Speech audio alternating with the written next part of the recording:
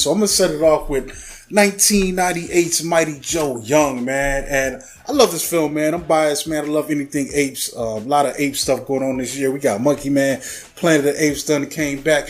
And we had, what was the other ape movie that just dropped? King Kong versus Godzilla also came out. So this is kind of along those lines, man. This film is crazy. It stars Charlize Theron. It's got Bill Paxton in this. But in this film, an orphan gorilla, is rescued by, humans and grows up to be giant, bro. This thing's like 15 feet tall. And there's, hunters out to get him and all that and stuff like that. But interesting thing about this film, it had a $90 million budget. And it made about $50 million at the box office. So it was definitely a flop. Yeah. But I think this is a good film. This is a good family film. It's a good story. It's based on the original Mighty Joe Young film, which was cool.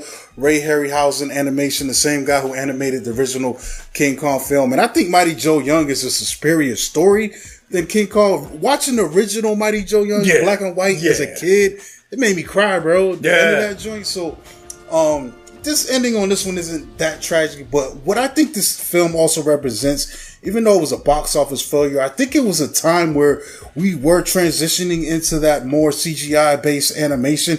And this gorilla, Joe Young, looks beautiful on this, man. Like, my man's fur look like he be in the salon, just getting that joint just to the groom to the T, man. Like, it's crazy how this looked at that time. Like it's like, and for them to get this character with so much expression, the animation, and he felt real, man. And I think that's where the heart of this film really shines through, man. The interaction he has with Charlize Theron's character, it's just a cool film, man. And it's kind of sad that it did bomb like it did, but also I think this also was indicative of the problem with going this route. Your costs increase exponentially, but at the same time, I don't think this film looks as good or comes off as good as it did without you spending that money to get those effects right. And like I said, I think sometimes films fail, but what they did becomes stepping stones into making even better films, in my opinion. It's almost like this film failed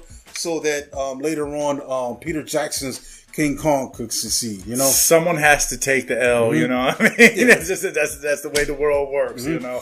But no, I'm with you. I mean, I still like this movie. I was a fan of Mighty Joe Young as well.